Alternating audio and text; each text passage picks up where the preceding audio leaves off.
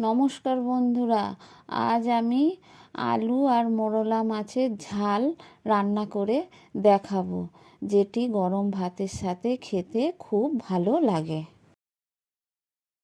চচ্চড়ি করার জন্য আমি এখানে নিয়েছি 200 গ্রাম মোরলা মাছ নিয়ে ভালো করে বেছে ধুয়ে রেখে দিয়েছি। এবার আমি লবণ দিয়ে দিলাম আর হলুদ দিয়ে দেব, দিয়ে লবণ আর হলুদ খুব ভালো করে মেখে নেব।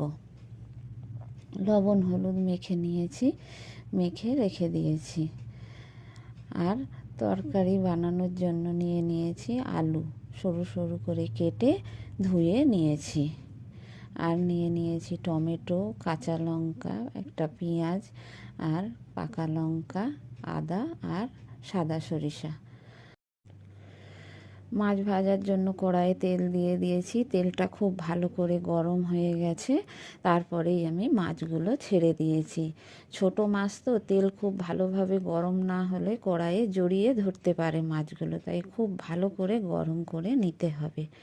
এই দেখুন, খুব ভালো করে গরম করে মাছগুলো ছেড়েছি বলে একটা মাছও কড়াইয়ে জড়িয়ে ধরেনি। মাছ ভালো করে ভেজে তুলে নিয়েছি। এবার ফোড়নে একটু কালো জিরে দিয়ে দিয়েছি, দিয়ে এবার কেটে রাখা আলুগুলো দিয়ে দিলাম। আলুগুলো দিয়ে দিয়েছি, দিয়ে আলুটা ভালো করে আমি নেড়ে চেড়ে নেব। তার সাথে কুচনো পেঁয়াজটাও দিয়ে দিয়েছি। দিয়ে আলু আর পেঁয়াজ খুব ভালো করে আমি খুন্তি দিয়ে নেড়ে চেড়ে নিয়েছি। নিয়ে একটু লবণ দিয়ে দিয়েছি, দিয়ে আবারও খুব ভালো করে খুন্তি দিয়ে নেড়ে চেড়ে নিচ্ছি। আলুটা এইভাবে ভালো করে আমি ভেজে নেব। দিয়ে দিলাম কেটে রাখা টমেটোটা, দিয়ে টমেটো আলুর সাথে আমি ভেজে নেব। টমেটো আলু দিয়ে ভালো করে ঢেকে দিয়েছিলাম।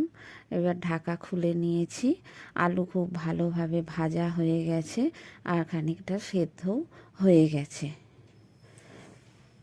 এবার আমি বেটে রাখা আদা, সরিষা আর কাঁচা লঙ্কা, পাকা লঙ্কা বেটে রেখেছিলাম সেটা দিয়ে দিয়েছি, আর হলুদ দিয়ে দিয়েছি। দিয়ে মশলাটা একটু আমি কষিয়ে নিচ্ছি সবজির সাথে।